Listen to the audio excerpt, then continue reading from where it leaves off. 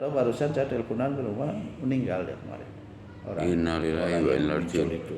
Nggih. Saya kok aneh. Ngrawuhi jenengan. Aneh ya. Saya sering mengalami keadaan-keadaan seperti itu, Mbak.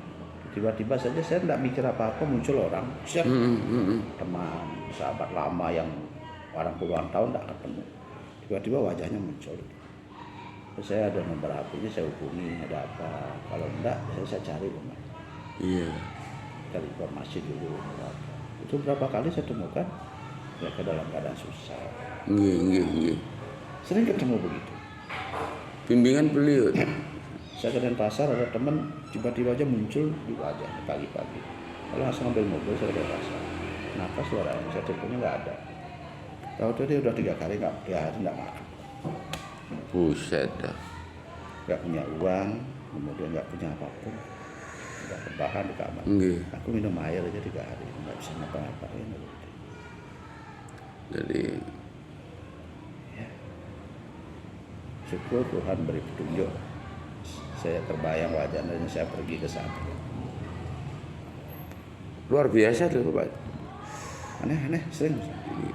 Itu salah satu bagian dari dawuh kalau ya dawuh, salah satu dawuh wangsit, petunjuk, bimbingan. Kalau dalam mimpi itu kan, kalau di kitab Bital Jemur ada makna itu kan dibagi 3. Sasmitaning roh, darase, cokrobowo. Kalau sasmitaning roh ini kan memang dawuh beliau langsung, pasti terjadi seperti yang jenengan terima, itu kategorinya sasmitaning roh. Kalau darase itu bisa dihitung hari, bulan, tahun, itu bakal terjadi itu petunjuk mimpi itu. Tapi kalau cokrobowo ya hanya kembang tidur, ya, nggak ada artinya seperti itu. Tetapi kalau yang panjenengan lalui beberapa kali ini dawuh kuat sekali. Ketika sahabat hadir ternyata wafat, ya kan, di sana. Ketika mengerjakan sesuatu, kelaparan, jenengan ya dibimbing untuk menjadi penghantar ke sana, itu jadi jembatan untuk melepaskan kepedihan itu. Bagus sekali. Ya dikuatkan dengan pranayamanya, pernapasan panjangnya, saat duduk, berjalan, apapun aktivitas, nanti kencang sekali. 6 bulan lalu saya pernah bermimpi, saya pergi ke Jawa sembahyang di sebuah pura. Saya naik mobil Avanza putih, yang nyupir saya tidak kenal, tapi namanya Sugelanus. Apa? Sugelanus. Dia nyetir saya sebenarnya. Tibalah saya di sebuah pura di Jawa, di mana puranya menghadap ke utara. Medalnya ke utara. Saya turun di sini, saya sembahyang. Sebelah baratnya ada beci, ada sendang gitu lah.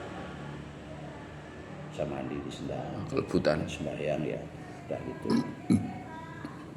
Saya mikir di manakah itu, nggak ketemu. Jawa manakah itu kan, nggak ketemu. Karena 6 bulan lalu masih COVID.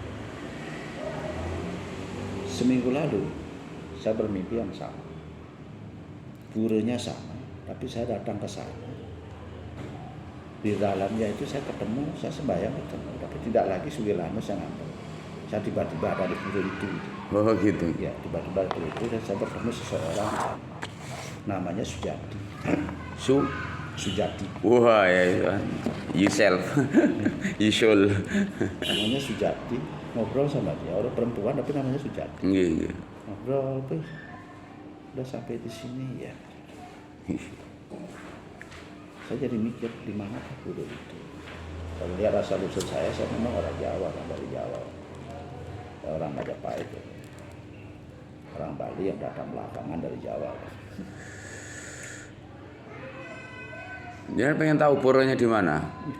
Ya di jiwamu itu. Dalam diri. You are the temple, you are the pura, you are the masjid, you are the cathedral, you are the moksha. Ya di diri pribadi. Kembali ke jati diri pribadi Bapak. Ya.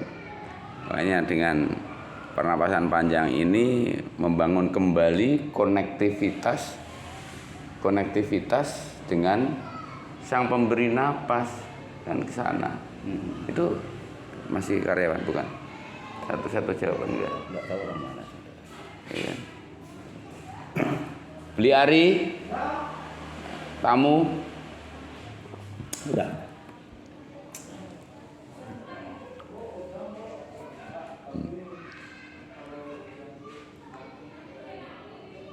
Enggak. Pakaiannya gitu tapi saya enggak kenal orangnya. Karyawan mana.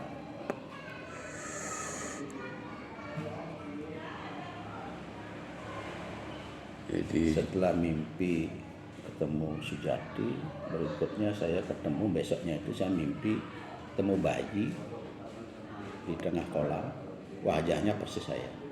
iya kan? Saya berada di kolam,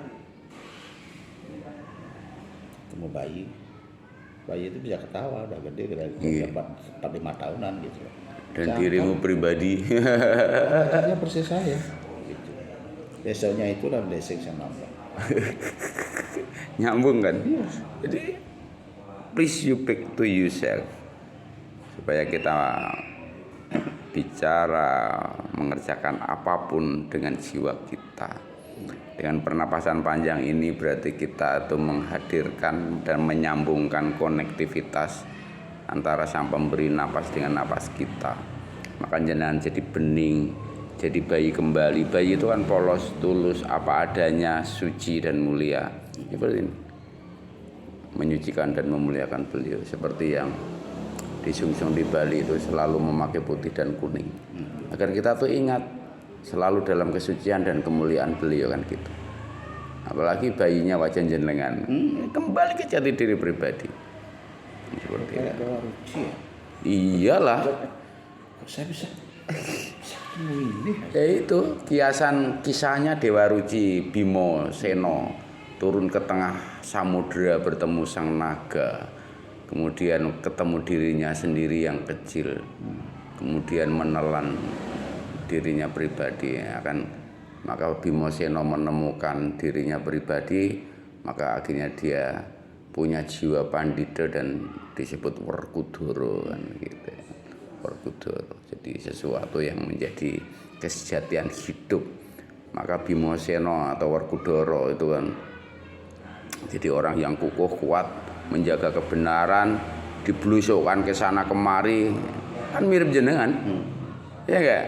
Ditipu sana sini, dibohongi sana sini, diadu domba sana sini, difitnah sana sini, sekarang di assassination.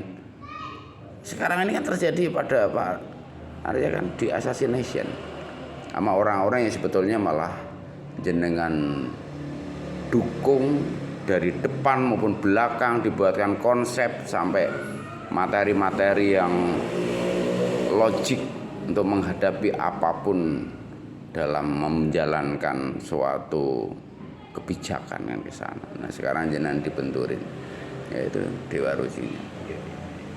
Pokoknya sekarang itu dikuatkan agar makin bening, nanti sesuatu datang. Mbak Kong sudah nggak pernah kemana. Kalau dijemput pergi, Kalau blessing saya pasti ke laut, karena banyak kemudahan yang semesta support ke kita saat kita blessing di laut.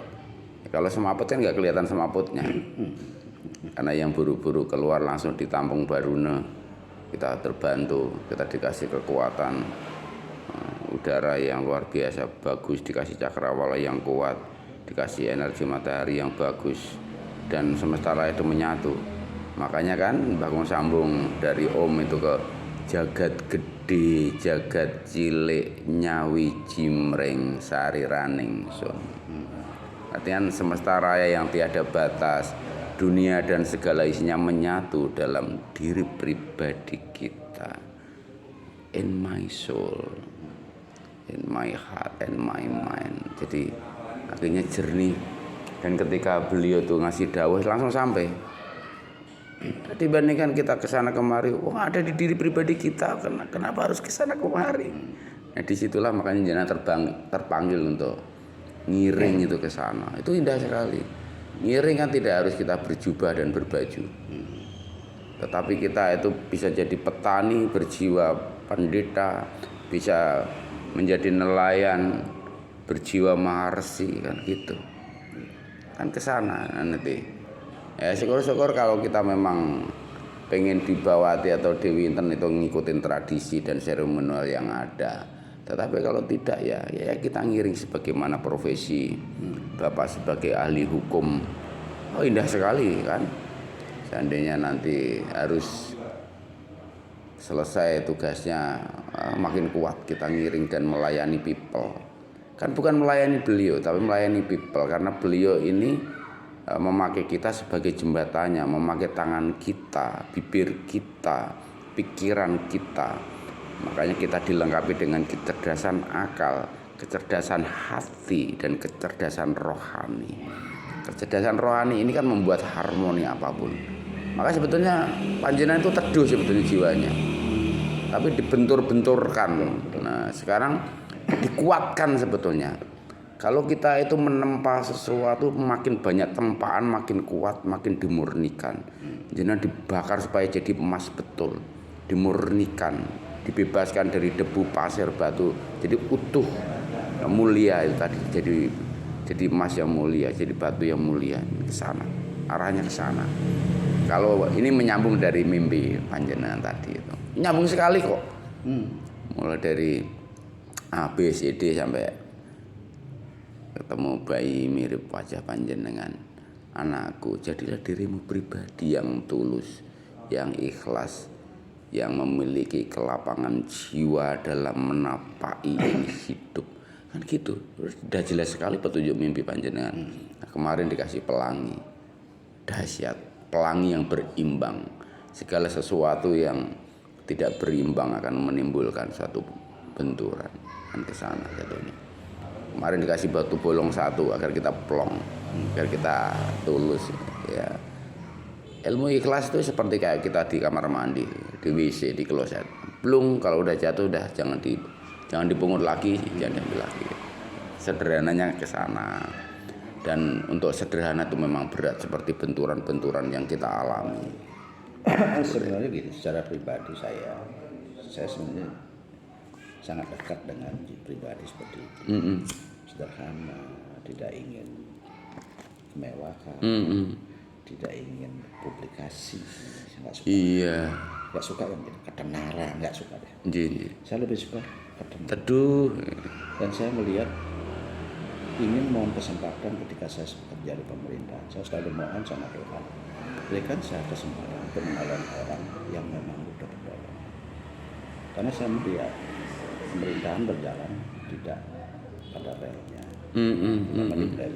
menyalahgunakan birokrasi. Jadi uang terlalu banyak digunakan untuk kepentingan pribadi. Pada rakyat itu hak-hak rakyat itu tidak kembali kepada. Saya masih melihat orang-orang yang sudah 60-70 tahun masih harus berkutat bekerja yang harusnya mereka duduk manis, makmur. Hanya karena kemiskinan mereka begitu. Siapakah yang menciptakan kemiskinan? Salah satunya adalah pemerintah, bukan karena dia saja. Iya. Karena secara politik pemerintah kadang-kadang dengan sengaja membiarkan kemiskinan. Dengan maksud adalah untuk money politik ketika proses politik terjadi. Iya. Jadi dengan adanya kemiskinan ada orang yang bisa di money politik, bisa dibayar suara. Supaya ngintil saja. Kalau semuanya makmur, tidak akan ada orang yang bisa dibayar suaranya. Ini sebuah kejahatan politik yang menurut saya harus diakhiri. Tidak boleh begini. Bila perlu suatu ketika nanti tidak perlu ada pemerintah ketika semuanya makmur. Tinggal pemerintahnya cuma ngatur-ngatur yang umum-umum saja lah, jalan umum ini. Tapi sekarang pemerintahnya perangkatnya luar biasa banyaknya, tapi nggak jalan. Korup. Nggak jalan. Mohon maaf ini saya jadi ngomong negatif tentang orang, tentang pemerintah, tapi memang fakta yang saya lihat begitu. Bukan ngomongin, tapi mengapresiasi dong. Saya sering ke desa-desa bengong, saya nangis sendiri kan. Tapi saya bisa nangis, nolong nggak bisa. Sumber daya nggak cukup kan. Dulu saya dekat dengan investor, tujuannya adalah biar di Buleleng ada makmur sehingga di sana ada kerja. Kemudian kalau saya mendapatkan keuntungan dari proses itu, saya bisa bangun di desa-desa. Dialokasikan. Di desa-desa orang-orang miskin saya kumpulin, saya suruh bikin batako. Nanti batakonya kita salurkan ke proyek perumahan. Jadi hidup kan. Jadi orang miskin berkurang kalau ada pekerjaannya kan. Iya. Saya punya berpikir, investor nanti membangun ini kan dia butuh material. Kalau saya bisa dapat keuntungan dari situ, saya bangun aja perusahaan, materialnya kita suplai ke situ. Kalau orang-orang miskin kerja semua, gitu. Paling tidak itu akan mengurangi kemiskinan. Tapi belum terwujud sampai hari ini. Karena kebanyakan ketipu aja. Semua aja. Wah, kok begini aja. Ini kemarin ya mau kontrak tanah di Timur Saneh itu yang 16 Hektar. 12,5 miliar, 58 hektar. Kan saya yang survei, nyeret saya itu. Yang survei saya, yang analisis saya, yang buat kajian saya, menghitung angka dan sebagainya semua. Giliran terjadi kontrak, saya Diabaikan. Padahal saya waktu itu mengontrol bahwa investasi itu betul-betul terjadi. Silakan investasi berjalan, ada keuntungan, hal wajar. Ini usaha untung itu kan wajar. Tidak melanggar waktu. Take and give. Iya. Padahal itu rencananya akan menjadi nanam kacang tanah untuk gabah food. Wow. Maunya ke sana itu, suplai kacang tanah 58 hektar itu kan cukup untuk suplai. Produksi berapa hari kan? Itu udah settingannya 10 hektar. Jadi karena 58 hektar kita akan dalam 5 kali masa panen pergi itu 10 hektar. Dahsyat. Terus berputar terus ya. Kayak di Amerika Latin. Iya. Kayak begitu. Tapi ya seperti ini.